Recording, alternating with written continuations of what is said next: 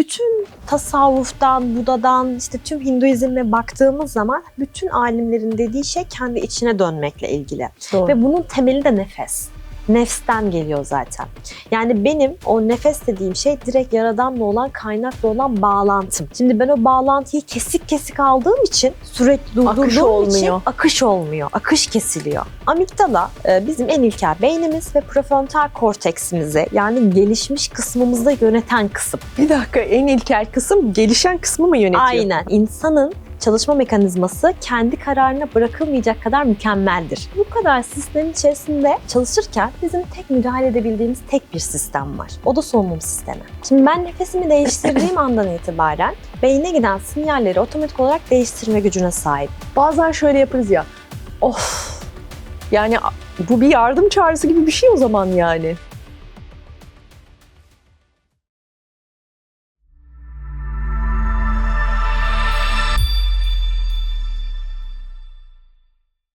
Kıymetli takipçilerimiz merhaba efendim. Yeni videoda sizlerle birlikteyiz. Lütfen kanalımıza abone olun, videolarımızı beğenin ve de yorumlarınızı, sorularınızı iletin. Ben takip ediyorum. Kendisiyle Theta Healing'i konuşmuştuk. Bugün de nefesi konuşacağız. Aybike Erdoğan bir kez daha bizimle birlikte. Hoş geldiniz. Hoş buldum tekrardan. Çok teşekkürler. Theta Healing eğitmeni ve nefes koçu Aybike Hanım.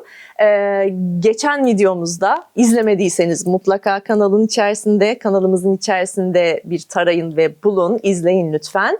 Theta Healing'i çok güzel anlattı bize. Ben hep merak ediyordum, yani farklı farklı duyuyordum, kesit kesit duyuyordum ama bütünlüklü bir aslında güzel video oldu Theta Healing ile ilgili. Şimdi de nefesi soracağız. Evet. Nedir nefes? Nefes, öncelikle bu işin temeline inmek lazım. Şimdi fizyolojisinden bahsedeyim, sonra da diğer konulara bakarız. Ruhsal bölümüne geçeriz. Şimdi bizim önce bedenimizi tanımamız gerekiyor. Biz hani daha önce de konuşmuştuk ya, bu dünyadayız, bu bedenimiz var ve bunu tanımak ve bunun çalışma mekanizmasını bilirsek eğer, o zaman yönetebilmeyi de biliriz. Yönetmeyi de öğreniriz. Şimdi bize kusursuz işleyen bir mekanizma verilmiş. Ve bu kendi kendine çalışıyor. Tüm organlar çalışıyor. İşte ben kalbime çalış demiyorum, sindirim sistemim çalışıyor, bağışıklık sistemim çalışıyor. Hani mükemmel. Hatta okuduğum bir kitapta şu yazıyordu, çok hoşuma gitmişti. İnsanın çalışma mekanizması kendi kararına bırakılmayacak kadar mükemmeldir. Çok güzel. Evet, çünkü biz karar verip bir şey karıştırabiliriz. Acaba kalp bugün çalışsa mı? Acaba şuraya gitse mi? Bayağı bir şey yaparız herhalde. Şimdi bu kadar sistemin içerisinde çalışırken bizim tek müdahale edebildiğimiz tek bir sistem var. O da solunum sistemi. Nefesimiz. Şimdi ben nefesimi değiştirdiğim andan itibaren beyne giden sinyalleri otomatik olarak değiştirme gücüne sahibim. Çünkü beyne giden sinyalleri değiştirmek demek benim sisteme verdiğim direkt otomatik bir şey. Yani o ciddi bir müdahale bu. Çünkü şimdi tüm sistemler çalışırken beyne sürekli sinyal gidiyor. İşte sağ sol beyne bilgi gidiyor. Ben şu protein sentezini yaptım. Ben şuradan şu kanı pompaladım gibi giderken şimdi sistem diyor ki, özellikle amigdala diyor bunu. Eğer diğer sistemler bir yana. Eğer diyor solunum sisteminden herhangi bir bilgi gelirse bunu öne çekmek zorundasın. Ve hemen diğerlerini durduruyor ve solunum sistemini öne çekiyor. Dolayısıyla da anında beyne giden sinyalimi ben direkt değiştirmiş oluyorum net bir şekilde. Bu da benim zihnimi yönetmeme, stresimi yönetmeme, hormonlarımı yönetmeme kadar gidiyor. Çünkü amigdala bizim en ilkel beynimiz ve prefrontal korteksimizi, yani gelişmiş kısmımızda yöneten kısım. Bir dakika, en ilkel kısım gelişen kısmı mı yönetiyor? Aynen. Hadi çünkü amigdala benim yaşamsal hayatta kalma ile alakalı. Şimdi ben eğer amigdalada yaşıyorsam sürekli prefrontal korteksim benim kapalı oluyor. Dolayısıyla stres faktörü hayatımdaysa sürekli, demek oluyor ki bu ben kendimi yaşamıyorum. Hadi. Sadece hayatta kalmak için yaşıyorum. Survivor. Hoş geldin Survivor. Zaten insanların çoğu böyle değil mi? Survivor. Tam olarak onu düşünüyordum, biliyor musunuz? Yani şu anda ekran başındaki izleyicilerimiz de muhtemelen ben ne kadar stres yaşıyorum, beni amigdalam mı yönetiyor falan diye sorguluyordur. Çünkü korku, kaygı, bu hepsi bunların amigdalada. Doğru. Yüklüyüz doğru. Yani. Şimdi orada da şöyle bir şey var. Biz zihnimizde diyoruz ki ay bu çok az stres, ay bu çok stres diyoruz. Hani ayırıyoruz. Doğru. Ama bizim bedenimiz bunu ayırmıyor. Yani stres strestir. Yani 1 milim de olsa, 1 kilo da olsa yani hiç fark etmez. Benim aynı şeyi yaşatıyor bana sistemim. Ve o stres anlarının çoğunda da benim nefesimi durduruyor. Çünkü nefesi durdurduğunda hayatı durdurduğunu düşünüyor. Yani o kadar korumaya alıyor kendini yani. O kadar basit düşünüyor yani. Nefes tuttuğum an Stresim, mesela öfkeliyim, nefesimi tutuyorum ya. Sistem diyor ki kapat, hani şu an yaşamı durdur ve bunu yaşama. Bunu yapıyor her seferinde. Görmezden mi geliyoruz? Evet, görmezden geliyoruz böylelikle de. Dolayısıyla her nefesi tuttuğumda ben onu tekrar yaşıyorum. Bu tabii ki 3-7 yaştan itibaren başlıyor sorgulamayla, işte o anlamlarla, yüklediğim anlamlara, verdiğim değerlerle, işte annem babam bana ne dediyse ya da işte komşularımdan, okulda işte gördüğüm konular neyse ben bunu nefesime de yansıtmaya başlıyorum. Ve nefesim nasılsa hayatımı da öyle yaşıyorum. Peki bu yaş döneminde büyük travmalar nasıl bir sonuca yol açıyor? Mesela nefeste nasıl bir yansıması oluyor? Tutma gibi mi? Bütün hayatı boyunca nefes tutan insanlar var mıdır yani mesela? Yani çok sık tutan var. Mesela çok az alan var. Sığ nefes alan çok var. Ters nefes alan var. Mesela işte Ters normalde nefes karından başlar. Burnumdan girer. Karnımdan başlar. Ondan sonra yayılması gerekir. Mesela insanların şuralarından alan çok kişi var. Göğsünden alıyor. Ters. Çoğumuz böyleyiz galiba. Çoğu kişi öyle. Mesela kontrol etmeye çalışıyorum. Bu da benim mesela nefesimde.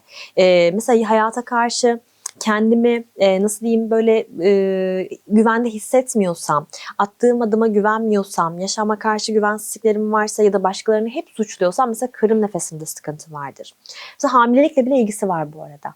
Karın Nasıl? nefesi olmayan biri hamile kalamaz. O da bilgi. Bir dakika, çok bu büyük bir bilgi. Evet.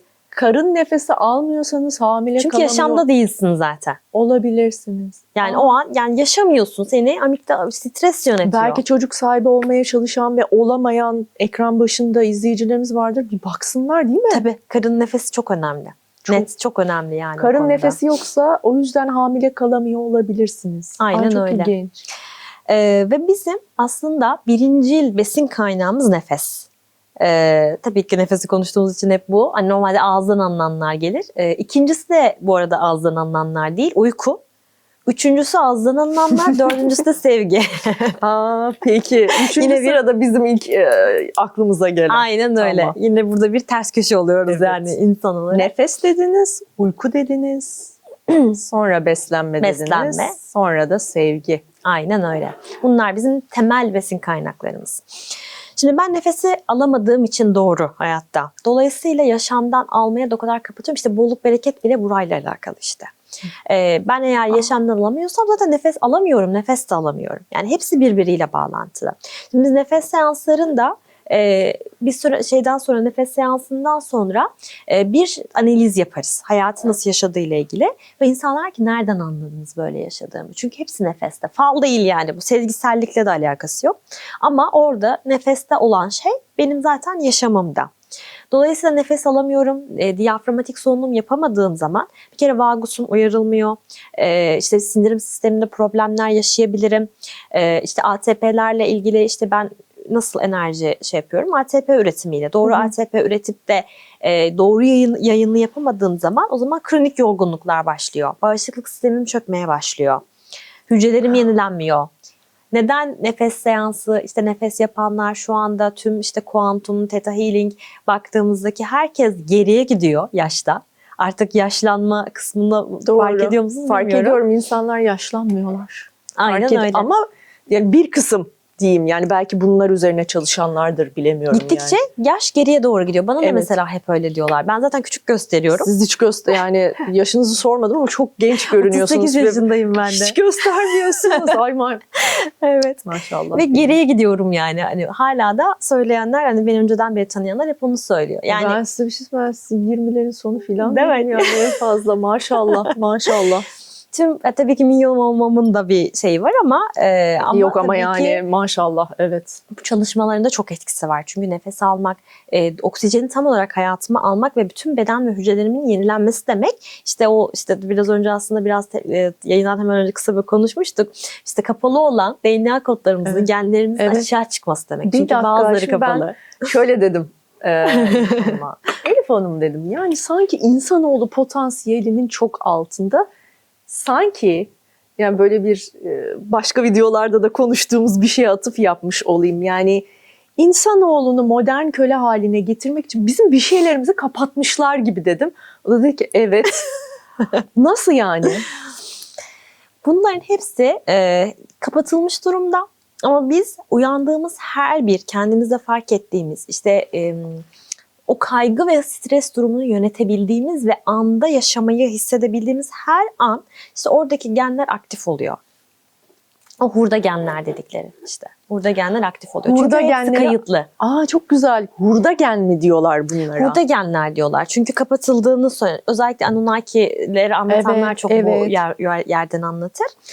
Ama tamamıyla ben de buna inanıyorum. Çünkü bizim çok fazla potansiyelimiz çok yüksek. Yani burada kapatılmış ve unutturulmuş bize bazı şeyler. Çok güzel bu. Ben sizden duyuyorum ilk defa. Hurda genleri aktive etmenin yolları var aslında Evet var, diyorsunuz. aynen öyle. Biri nefes Oluyor diyorsunuz. zaten, biri nefes. Şimdi epigenetik dediğimizde bir şey var, genin ifadesinin değişmesi. Hem bunlar uyarılıyor hem genlerin ifadesi değişiyor. Çünkü bunların hepsi işte çalışmalarla, nefesle, theta healing'le bunlarla yapıyoruz. Ve ne yapıyoruz? Aslında orada kendi oldurma gücünü yapıyoruz. Şimdi bütün tasavvuftan, Buda'dan, işte tüm Hinduizm'e baktığımız zaman bütün alimlerin dediği şey kendi içine dönmekle ilgili. Doğru. Ve bunun temeli de nefes. Nefsten geliyor zaten. Yani benim o nefes dediğim şey direkt Yaradan'la olan, kaynakla olan bağlantım. Şimdi ben o bağlantıyı kesik kesik aldığım için, sürekli durdurduğum için olmuyor. akış olmuyor. Akış kesiliyor.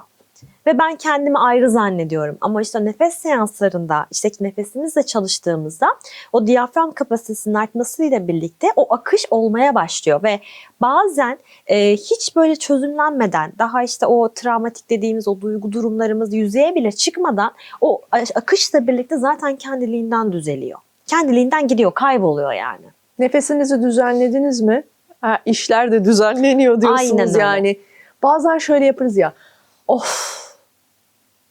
Yani bu bir yardım çağrısı gibi bir şey o zaman yani. Bunun şeyleri var Nefessel bedenimizde, olarak. evet, bedenimizde fizyolojide karşılıkları var yani, aynen. O işte tabii ki stres faktörleri de çok etkin en oluyor başta onda. anlattığınız. Şimdi zaten bizim burada solunumumuzu etkin kullanmamız demek aynı zamanda bir solunumumuzu etkin kullandığımızda ATP'lerin de doğru dağılımını sağlıyoruz. Anda kalma felsefesi bu aslında.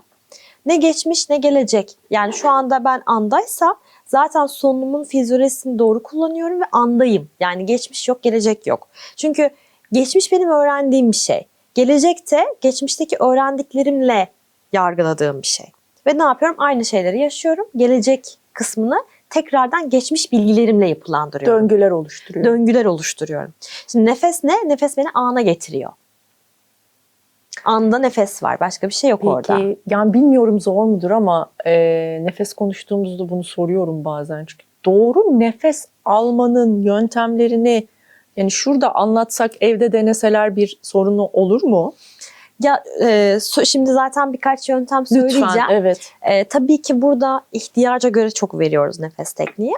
Ama en azından günde 5 dakika, 10 dakika işte o günlük rutinler, o iyi hissetme halini arttırmak için. Anda kalma. Anda kalma, o titreşim, self titreşim demin biz biraz önce de Theta Healing'de konuşurken de konuştuk. Yani titreşim seviyemizi yükseltmemizin en önemli sebebi, en önemli araçlarımızdan biri kendi nefesimiz. Direkt titreşim yükselir. Sadece işte bir 5-10 dakika müzikle işte gözlerini kapatıp sadece nefesine odaklanmak, o nefesin sesini duymak. Şimdi mesela bizim bir çalışmam var, 21 günlük bir çalışma yapıyorum. Orada direkt katılımcılardan birinin söylediği işte kendi nefesimin sesini duyunca çocukluğuma gittim. Ve işte kendime şefkat göstermediğimi fark ettim. Gibi böyle çok güzel bir yorum yapmış yani, çok hoşuma gitti. Daha yeni oldu çünkü bu. Bu arada Instagram hesabı Aybike Erdoğan, Aybike Hanım'ın, girin, eğitimler ve bu tür atölye çalışmalarıyla ilgili bilgileri orada bulabileceksiniz. Evet, hepsi burada mevcut. Yani bu arada ben her zaman soru soranları da yanıtlamayı çok severim. Her zaman soru sorabilirsiniz. Güzel kaynak, yani. buyurunuz. Ve burada önemli olan şey burada nefesime odaklanmak. İşte nefesime odaklandığım anda zaten anı işte kendime yaşatıyorum bu sefer. Yani benim yapmak istediğim, beynimi yeniden yapılandırmak istediğim yerde tam olarak burası. Bunun için bir müzik açıp dediğim gibi 5 dakika 10 dakika 4-4 nefes tekniği yapılabilir. O da Nasıl? burundan alıp burundan vererek sayacağım. Tamam. Sayacağım. Burundan alacağım. 1, 2, 3, 4.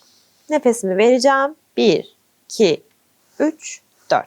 Tabii böyle bedenim kıpırdamayacak. Tutma süresi var mı bunda? Bunda tutma süresi yok. 4-4. Bunu 5-5 de yapabiliriz şey geliyorsa. 4-4-5-5 de yapabiliriz. Anladım. Tamam. Önemli olan şey buranın aktif olması.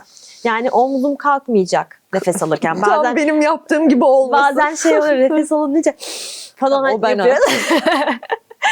Bu Karın. değil, direkt karnıma doğru. Elim karnımda. Zaten basit diyafram egzersizleri ilk başta hemen başlattığımız. En basiti buraya gelecek ve benim diyaframım bu arada sadece karnım değil. Yani arkaya doğru da genişler. Böbreklere doğru. Şöyle genişler. Yani Anladım. öne değil. Önemli olan bu Çünkü ivmeyi karnın verebilmek. içinde bir hacim. 8-10 santime kadar genişleyebilme potansiyeli var çalıştığımız zaman. Tabii bu esnekliği kazandığı zaman vagus sinirini de uyarır. Her seferinde nefes aldığımızda sindirim sistemimize gerekli baskı yapar ve sindirimizi kuvvetlendirir.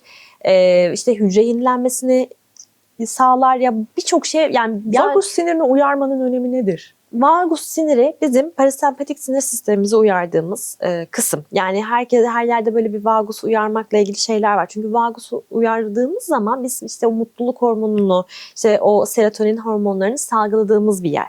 Vagus siniri bizim beyin sapından başlar, kuyruk sokumuna kadar gider. Dokunmadığı organ yoktur. Ana generaldir yani sistemimizde.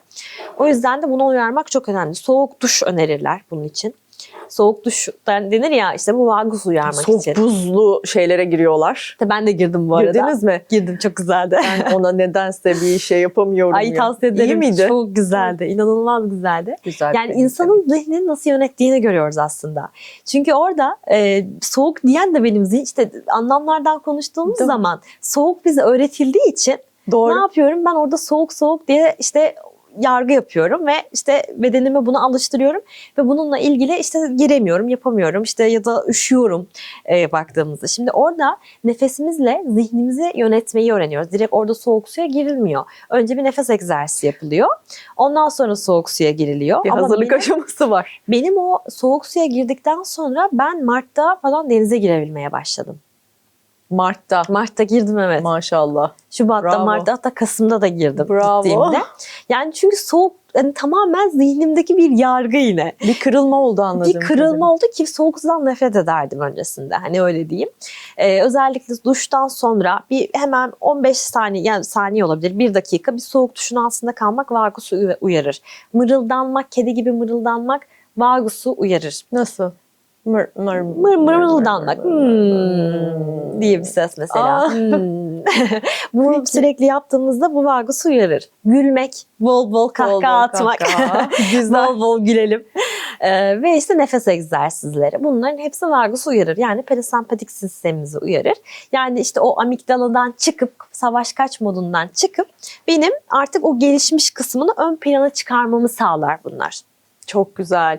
Şimdi 4-4 var. İsterseniz 5-5 Evet, kısa nefes geliyorsa alıp mesela. 5-5 de yapabiliriz. Başka ne yapabiliriz? Nefes egzersizleri. Evet. İlk başlangıç seviyesinde ben hiç nefes egzersizi yapmadıysam daha önce hemen dediğim gibi önce şuraya odakla. Bunu bir ay falan bir çalışmak gerekiyor en azından. Her gün sabah ya da akşam ne zaman olursa. Tabii ki çok fazla pranama teknikleri var ama burada karışabilir. En basitlerini verelim. En evet basitlerini verelim. Mesela 4 nefesini şu şekilde de yapabiliriz. Aralarda 4-4-4-4 yani bunu bir süre yaptıktan sonra 4 aldım nefes, 4 beklettim, 4 verdim, 4 beklettim. 4 beklettim. Bu da bir yöntemdir. Şimdi nefes Aslında hangisi rahat geliyorsa onu yapsınlar mı diyelim. bir süre birini. Tamam. Ne kadar süre birini Yani yapalım? diyelim ki Gerinciyi ne kadar bir yapalım? hafta birini yaptık, sonra değiştirelim. Ondan sonra diğer bir haftada diğerini yapalım. Sonra tekrar 1'e dönelim mi? Sonra tekrar 1'e dönülebilir. Tamam. Aynen İki öyle. teknik vermiş olduk. Bir hafta birini, Aynen. bir hafta birini yapacaksınız. Kesinlikle, yani o hem akışkanlıkla nefesi bağlantıda tutma, 4-4 nefesi bunu sağlar. Hani o kaynaklı olan bağlantıyı koparıyoruz dedik ya, 4-4 nefesi sürekli o bağlantıda kalmamızı sağlar. Diğeri de birazcık durmamızı sağlıyor. Yani çünkü çok acele ediyoruz ya her şeye. Evet. Yavaşlamayı- O 4'te de acele edebiliriz diye. Yavaşlamayı öğreniyoruz Tamam, orada da. çok Çünkü güzel. bazen yavaşlayıp içimize dönmemiz gerekiyor o hayatın içerisinde. Hani ben bedenim belki zihnim çok çalışıyor, sürekli bir şeyler yapmak istiyorum ama bedenimin dinlenmeye ihtiyacı var. Doğru. Acaba soruyor muyum bedenim sen ne istiyorsun diye. Doğru. Doğru. Çok güzel 2 teknik vermiş olduk. Nefesi de bence daha konuşuruz.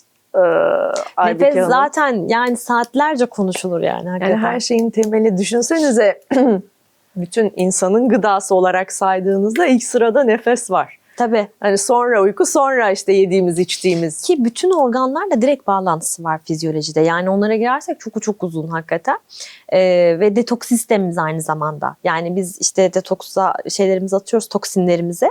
Nefeste de çoğunu nefeste atıyoruz bu Peki, arada. şimdi bu videoda biz ilk 2 tekniği vermiş olalım. Sonra mahsuru olur mu bir sonra çekeceğimiz videolarda biraz ileri teknik vermek? Evet olur tabii ki. Tamam. Bunu yaptıktan Ama- sonra eklerim. Ama biraz o kafa karıştırır Kafa diye karıştırır basit bir diye. şekilde başlatmak Tamam, istedim. harika. O zaman sonraki videolarda daha ileri tekniklere Evet. de geçeriz Aybüke Hanım'la. Direkt gösteririz. Dediğimiz gibi Aybüke Erdoğan Instagram sayfasında da yine paylaştığı çok kıymetli bilgiler var Aybüke Hanım'ın. Takip edin, aynı zamanda atölye çalışmaları da var. Evet, her Onların da zaman. duyurusunu yapıyor. Çok teşekkür ederim. Ben teşekkür Ağzınıza ederim. sağlık. Çok keyifliydi. Benim için de Daha öyleydi. bolca sohbet edeceğiz sizinle. Kesinlikle. Zaman ayırırsanız mutlu olurum. Çok mutlu olurum ben de. teşekkürler. Görüşmek Sağ olun. üzere. Efendim böylece bu videomuzu da tamamlamış bulunuyoruz. Nefesinize sahip çıkın efendim. Çok teşekkürler bizimle birlikte olduğunuz için. Videomuzu beğenin, kanalımıza abone olun, yorumlarınızı, sorularınızı iletin. Ben takip ediyorum. Bir sonraki videoda görüşmek üzere. Hoşça kalın.